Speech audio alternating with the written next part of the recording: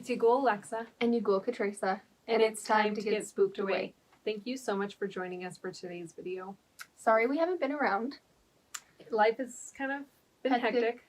Everyone's living through a pandemic currently. Yep, and we are still essential workers, so we are working almost every day. Yep, it's fun. Thank you guys for your patience, and we wanted to give you guys a history spook today. Oh yeah, and we wanted to touch base on this because the pandemic is going on. We kind of just wanted to look back and see what humanity has gone through before this and how far we've come. Exactly. We kind of want to shed light on past experiences, maybe make ourselves feel a little bit better about what's going on now. It's nice to have something to compare a pandemic to. So hopefully we can lighten the load a little bit. Not to downplay how hard this is, but just to kind of give people different perspective. Exactly. So this week we are going over the Black Plague that really hit Europe hard in the 1300s. Right. So the Black Plague hit in 1347 when ships docked at the Sicilian port of Messina. And the ships arrived, they docked, and these ships essentially were just full of dead men. There were some living, and they were dying, and they were very, very sick. These ships carried black rats. Back then, people would get really excited about ships docking just because that's trade, that's when new things are coming in. Sometimes that's when people are coming home. And so people would gather, and a lot of people were immediately exposed to the Black Plague as soon as it arrived. And it was actually carried not necessarily on the rats, but the fleas on the rats. And the fleas didn't only live on the rats, but they lived on clothes, they lived on people, they lived on other animals, so it did really spread rapidly. Yeah, they didn't have a preference. Anything that they could bite into, they were good with. So people had no idea that it was fleas at the time. They had no idea it was connected to animals or bugs or anything like that. They just knew that people were getting sick and dying. And we're going to go over the symptoms of what the Black Plague was, essentially. And people had symptoms like the flu. You know, they had vomit, diarrhea, they had headaches, they had fevers, they couldn't handle light very well, you know, things like that. But something that really stands out with the Black Plague is that they had these pustulous boils on their body. And they would grow on their necks a lot of the time, in their armpits, and like places that perspirate often was commonly said. Yep. So it was not a pretty sight, to put it lightly. It was very brutal and smelly. Yeah. They didn't have they had traditional medicine. They don't have medicine that we have now. They used herbs.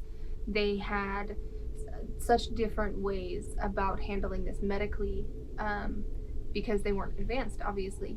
They would recommend people if they were getting ill or if they were feeling ill, to take apple cider vinegar baths or rose water baths. They would give them herbs and be like, hey, you're good. There was even a record taken of a doctor recommending a poultice, basically, to put on your skin, with the main ingredient being human feces. Desperate. Someone say desperate. So it wasn't a good time. And they didn't really understand how to handle this plague at the time. They didn't know how to deal with it. And doctors actually refused to see their patients a lot of the time because a lot of doctors were dying. A lot of people in that health profession were passing away from this disease. It spread like wildfire. People didn't know what was causing this, so a lot of people back then assumed that it was God's punishment, which is funny because it was literally a flea. But they believed that it was God's punishment to man, and so a lot of people reacted by purging. They would kill people who they thought to be sinful. There was a giant purge on Jewish people. There were people who would kill themselves or whip themselves or punish themselves, sometimes publicly, sometimes in private, because they truly had no idea what they were dealing with. The number of deaths were so high at that time And people were so afraid. They literally thought anything that they could do, they just tried everything. Yep. Like, let's just try everything. Mm-hmm. And it wasn't until a little bit later, when the cities have been overrun, that a few doctors recommended things like self-isolation, quarantining, and social distancing. Which is really cool that it's relevant to us today, even though that was so long ago. That was one of the first times that they used quarantining and self-distancing or social distancing as a precaution to an illness. And Teresa has a really cool fact about the word quarantining, actually, from this time. Yeah, it was the first time quarantine was actually used. Mm-hmm. I read that online. So just putting it out there, we're not stating this is fact. We've done some research, and we just want to put it out there that this is what we've read, and we're telling it to you. And of course, there was no good records back then, so none of what you read about the Black Plague can be perceived as fact, because there were no accurate records. There are a lot of records from people just writing in their journals at the time, and there's a lot of basis from those. Yes, so there hasn't been a lot of really good documentation of this time. Mm-hmm.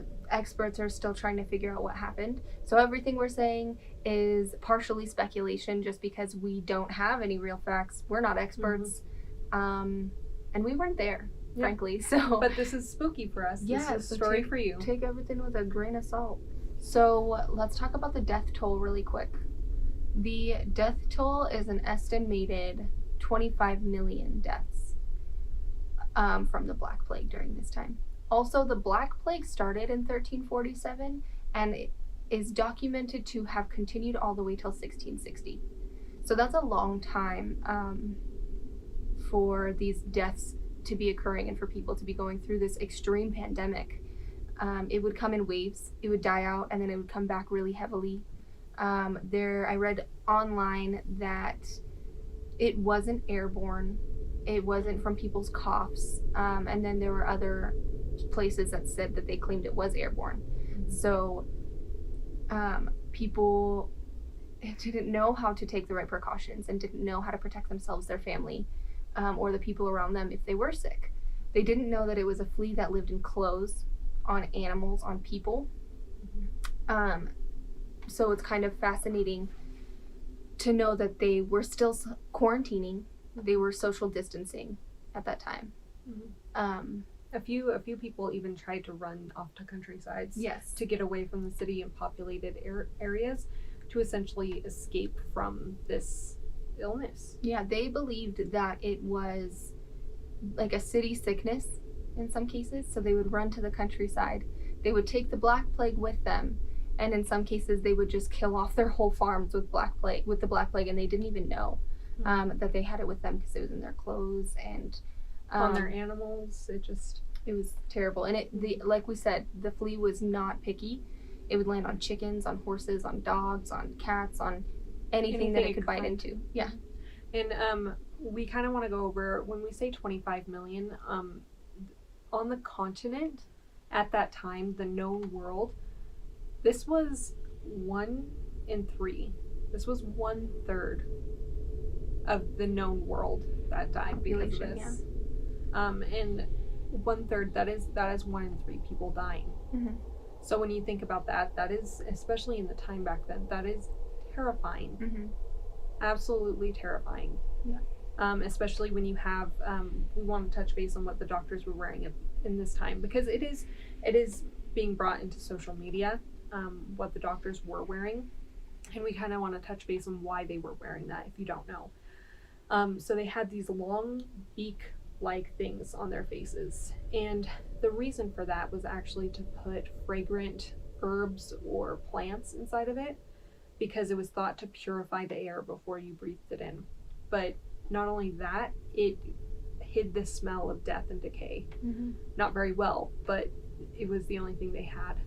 They wore goggles, so not to get any fluids from those sick into their eyes or anything like that.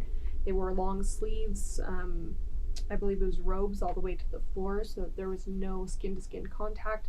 they wore gloves that were like biker gloves, almost like gauntlets, and just with no contact. And that's why there was this kind of betrayed outfit of doctors of that time. Yes. It was functional for them at the time. Yeah. The death toll was so high that they would dig large pits. Often churches would do this to kind of create relief. And people who died, they would just bundle them up, throw them in the pit. They would do a couple bodies in the pit and then a layer of dirt, and then a couple bodies in the pit and then a layer of dirt, all the way till the pit was full.